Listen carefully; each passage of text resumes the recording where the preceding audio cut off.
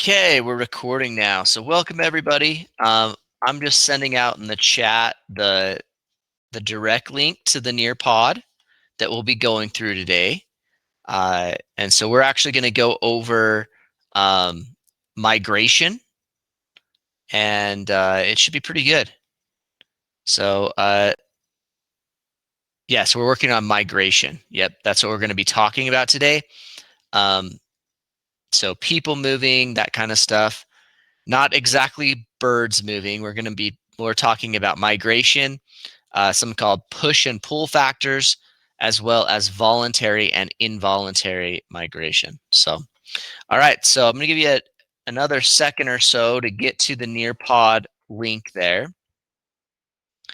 So make sure you get to that. Looks like I have 35 in the class and 21 on the Nearpod. So hopefully you guys can log in fairly soon. Also, if you go to the notes, the direct link is in the notes as well, just in case you have issues there. Okay, so I'm going to share my screen.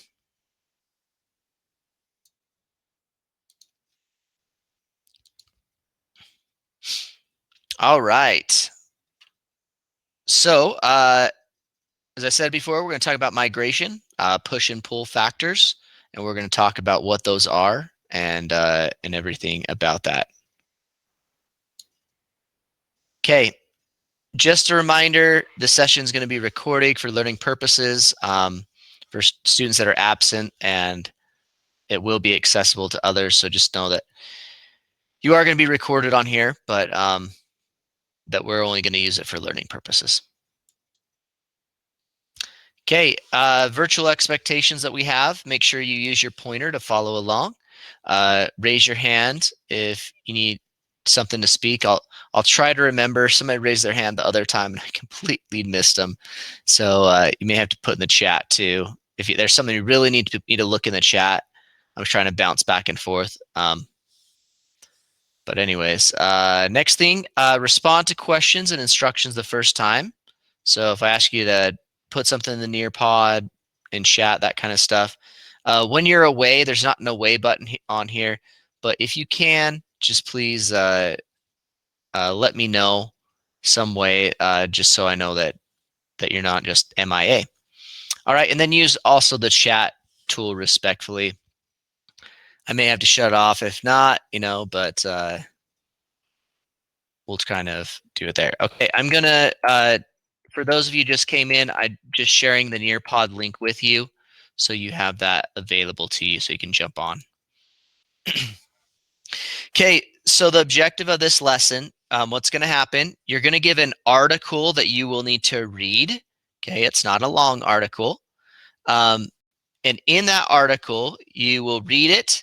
It's about immigration and draw conclusions of push and pull factors by listing 2 reasons for each and why the person or persons want to immigrate to another country, and determine whether this is a voluntary or an involuntary migration with 80% accuracy across one trial. Okay.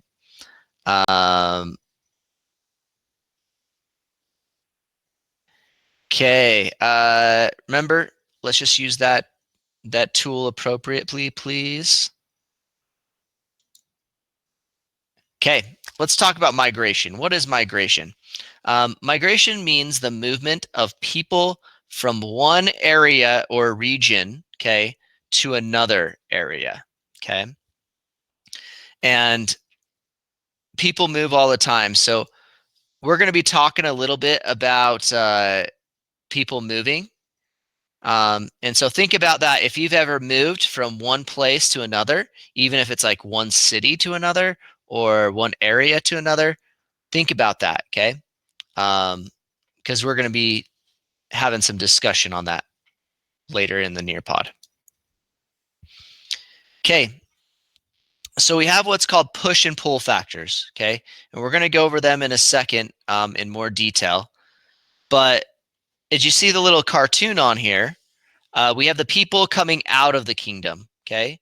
And it says, we are leaving because we do not like the way things are done, okay? So that's why they're leaving, okay? People are coming in says we are arriving because we don't like the way things were done elsewhere. So people move to different areas because of certain situations. And you can kind of see some pictures here. There's all different reasons for migration. And we're going to talk about those more and more specific reasons that we do. Don't make Utah, California. Yeah, so there's a that's a good example, Tanner. There's a lot of people that right now that are moving from California and they're actually moving to Utah because of a lot of things. There's more it's the cost of living is really down. We have a lot of different aspects in Utah that they want here, and they don't want, just whatever's in California. They want to change it up. All right, so what we're gonna do, I'm gonna put all devices, and then let me go over to the student mode here. Okay, so we're gonna watch this little video. And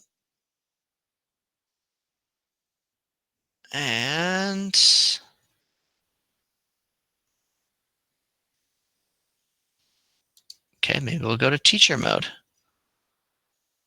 to watch the video. Okay. Never know what Nearpod's gonna. There we go. Let's play this. And the move of people and the spread of ideas, we have to talk about push factors and pull factors. They're kind of what it sounds like. Push factors are things that push people out of an area.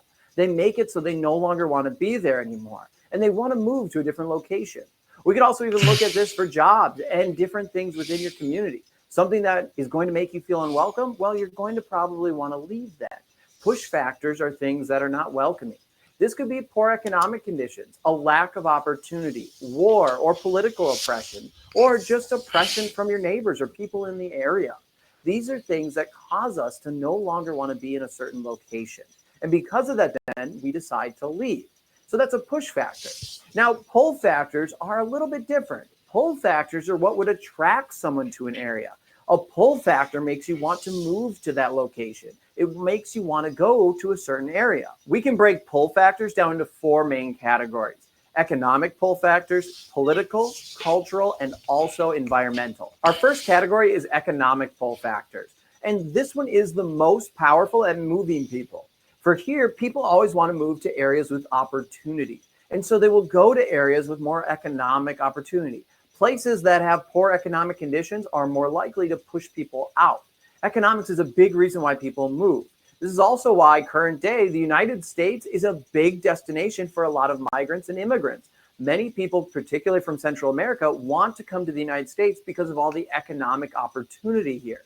Let's look at an example. Let's say that we have a city and they just discovered a bunch of natural resources. This is going to start driving economic growth, and we're going to see an attraction to this particular area. We're going to see more miners, more loggers, more people come that want to be able to harvest and utilize these natural resources. Then we're also going to have more businesses come. If we're having all these new workers come into this area, that means there's going to be more people with money. So they have money to spend on different goods.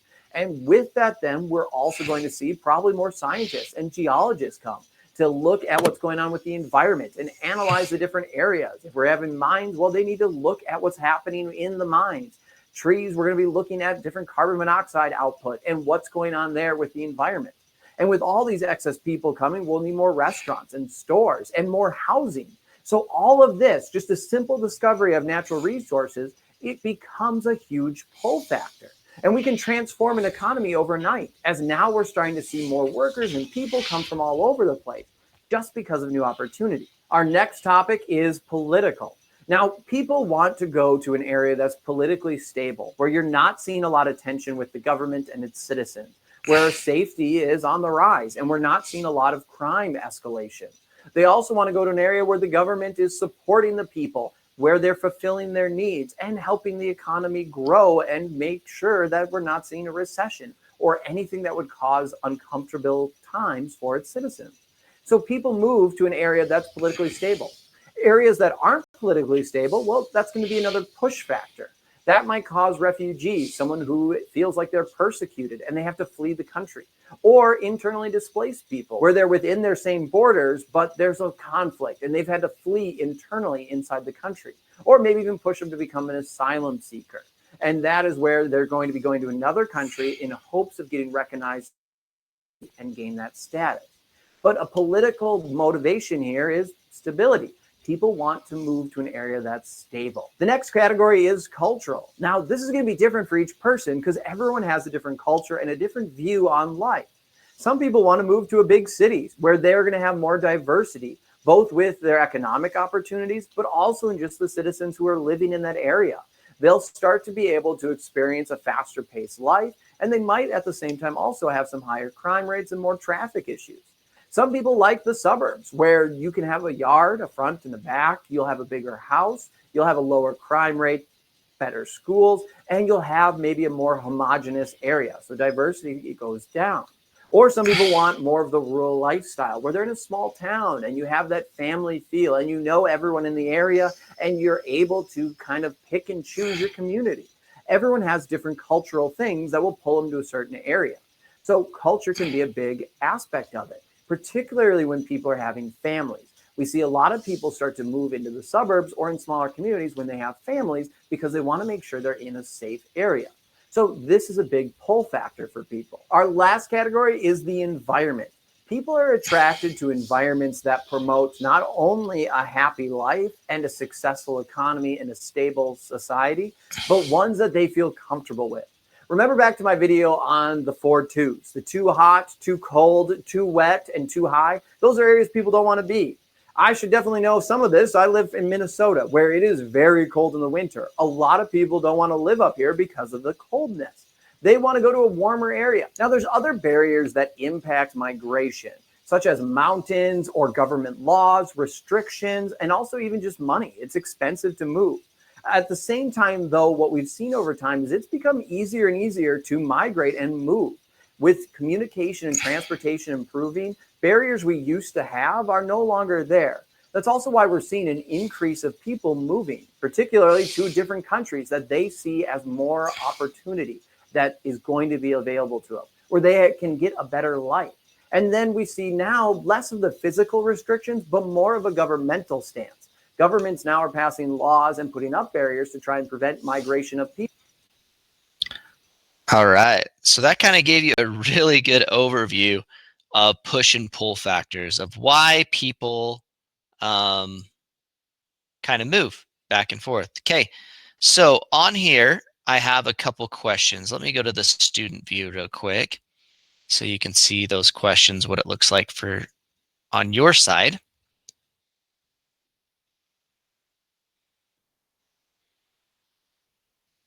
So there's two questions. The first one is moving to another area because of employment opportunities is a what factor? Blank factor. Is it a push factor or a pull factor? Okay. And then your second question, oops, sorry, a little too quickly. Your second question is, I don't know how to get to my second question. I think I have to answer this one. So you answer it. The other one, okay, we'll say it's that. And then you got to go next down here. That's right. And then leaving a location because it's unsafe is a what factor? Okay. So make sure you kind of put those in there. Let's go and see what people have put. Okay. So it looks like you're getting most of them right here, the majority of you.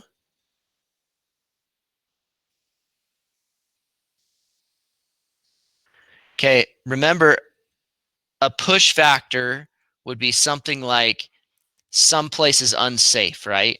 You do not like an area, okay? That's a push factor. A pull factor is something like the economy's really good where we're at. I can find a job there, all kinds of stuff, okay? Okay, so I'll give you a little bit more time to answer that. Yeah, perfect. Yep, because The situation, that's very good to say, is pushing you to the one area. Okay. Cool. All right. Okay, I'm going to go to the next slide real quick. Okay, we're going to talk a little bit more about push factors, okay, and reasons why you might leave an area. Okay, I like this picture over here with the big bad wolf chasing somebody, right? What is that situation or the big bad wolf that's chasing you? Okay. I don't know if you've ever seen this this pyramid before. This pyramid is called Maslow's hierarchy of needs, and it was made by Abraham Maslow. And it's research that basically you need certain needs met. And if you don't have those certain needs met, you need to you do whatever you have to do to survive. So for example, I went cliff jumping one time. Okay. I don't know. Has anybody been cliff jumping before? I'm not very I'm not very risky, but it wasn't very high up. Anyway, so you jump off the cliff into the water. Okay. So I did a fairly high cliff and I jumped off and I went down in the water and now I'm starting to swim my way up. Okay. So I'm swimming my way up to the top and I feel like I'm losing my breath. I feel like I'm going to drown. Okay. And so I'm doing whatever I have to do. You know, I'm swimming as fast as I can to get up to the top. Luckily, I made it to the top because I'm here. If not, I wouldn't be here.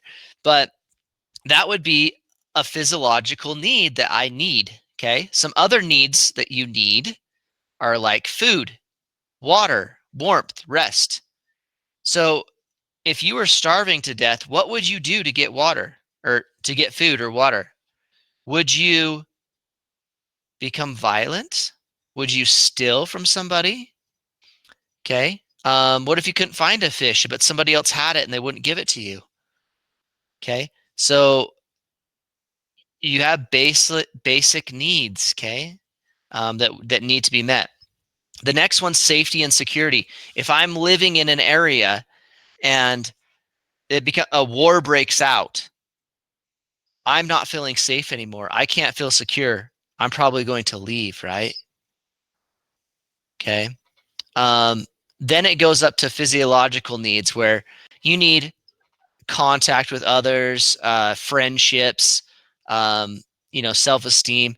Once you get up to the very top, Maslow talks about a thing called self-actualization, where you're just at harmony with everything that's going on in life. But a lot of people in the world do not have some of these basic needs or physiological needs, and so they move from one place to another. Okay, so that would be push factors. Pull factors are kind of the opposite, right? You go from one area to the next, right? A lot of people go to an area to get freedom. A lot of them go to an area to make more money, to economic reason, okay? That would be a pull factor, pulling back in, okay? So just getting these needs met that are there. Okay.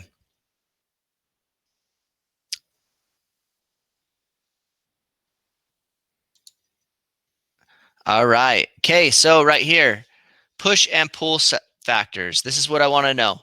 Now, I want you to answer either way, if you have or not. Have you ever moved from one place to another? If so, have if you have, then why? Okay. Just because we wanted to get out of our apartment. Yeah. Okay. That's very good. That would be a motivation, right? You wanted to get out of the apartment. You don't have to tell me the reason why, but there's certain reason. I had to move because I got more siblings. Yep. Exactly. You moved from one place to another. The place that you were in didn't have enough room, right, to go on vacation. Okay. We're not maybe talking about vacation in particular, but we're talking about other thing. Uh, more permanent moving would be migration. Move because of family. Okay. Because of divorce. Okay. Okay. Yes, you have. Why have you? Okay. Wanted a bigger house. Okay. Move from place to place because of money. Yep, very good. Moved to Arizona. It was for my dad's education. Very good. We moved from California to Spokane, Washington. A pull factor, cost of living. Very good. I love that. Yes, because we live in a very small place in the amount of people in my family, so you needed to upgrade. Yep. Yes, because we wanted to and we could do it was a pull factor. Okay. Moved. I've been to Nephi to St. George because we needed to help people. Yep. Okay. Family situations, more space, needed more space, bigger house. You've never moved. Okay. You'll probably at some point in time actually move. Your parents made you. Okay. Well, your parents may have made you, but I'm sure there was a reason behind that. Okay. Because you chose to, because of your family, maybe close to family, closer to family, or maybe you want to get away from family. You never know, right? A bigger house. You moved from the living room to your PS5. All right. But what about migration wise? Migration. Okay. To meet family. Possibly. Okay. I moved from North Carolina because of the area. It's in Beach. Then we moved back because of the job opportunity for your dad. Very good. So kind of economics there. Because my mom remarried. Okay. Because of money. Moved from Colombia to America for a better opportunity. Very good. Moved. I've been here for 12 years. Okay. You might be moving to Hawaii again because your dad loves it there. Okay. Very good. And that could be like environmental, like why he wants to move there because he likes the temperature. I would think I'd almost like moving somewhere where it's a little bit warmer, you know. Um, because I moved for the summer, okay, to Virginia.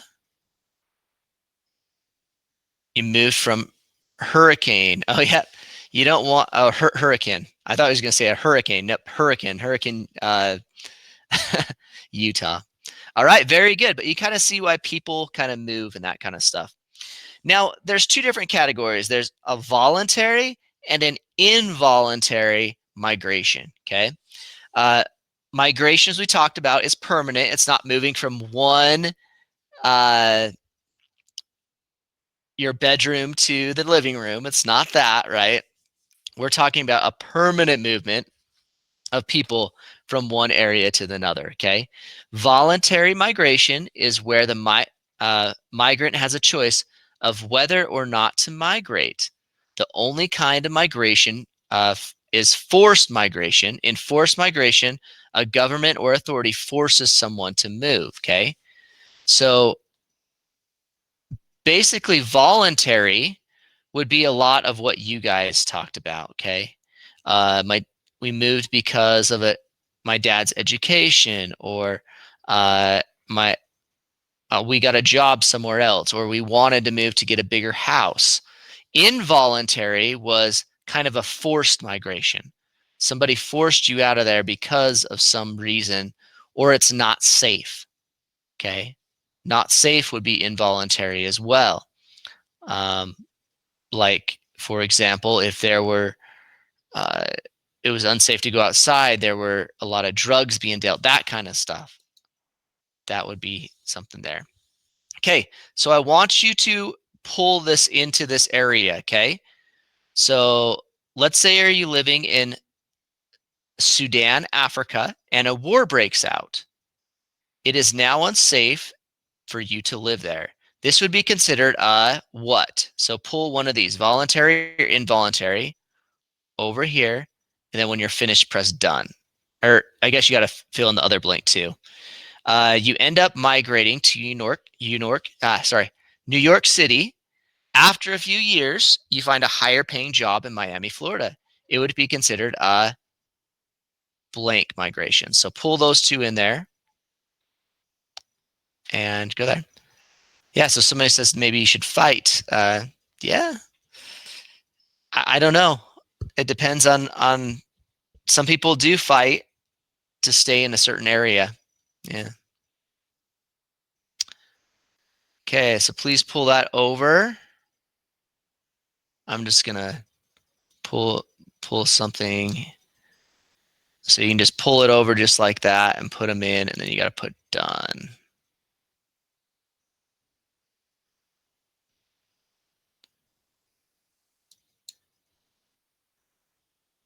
Okay. All right, so this is what your assignment's going to be, okay? What you're going to do is you're going to read an article about migration, okay? You get 5 points for reading the article. Then you're going to draw conclusions from the article, okay? You need to list two. Now, there's more than one reason why people move, okay? It sometimes is about money, it's sometimes about that, but there's multiple reasons. So what I want you to do is the article you read about a young man moving, it lists two push factors why the person migrated, and lists two potential pull factors why they migrated. And then I want you to answer if it was a voluntary or involuntary migration, okay? So let me show you what the article is. Okay, I'm not a robot. Okay, and it's as soon as you do that, it's going to pop up this one. So it's about a 15-year-old moving to California from Mexico. So it's just like about a little over a page long that you need to read, and it will tell you about him coming to the United States and why he kind of came over. And you need to listen on there, okay? All right. After you read that, you will go here. This will actually take you directly to the link. So you need to do it through your Nearpod or go to the course. So if you go to the course here, you can find this under content.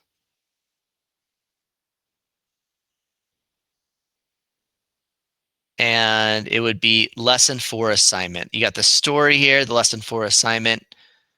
For those of you that couldn't get on the Nearpod today, I'll have the asynchronous link here so you can do it there as well. And then you can do that assignment right through there. Okay.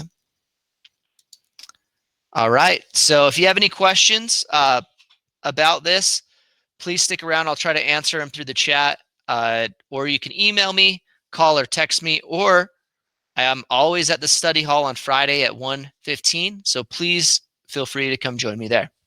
So I'll stop the recording now, but I'll be here to answer any questions.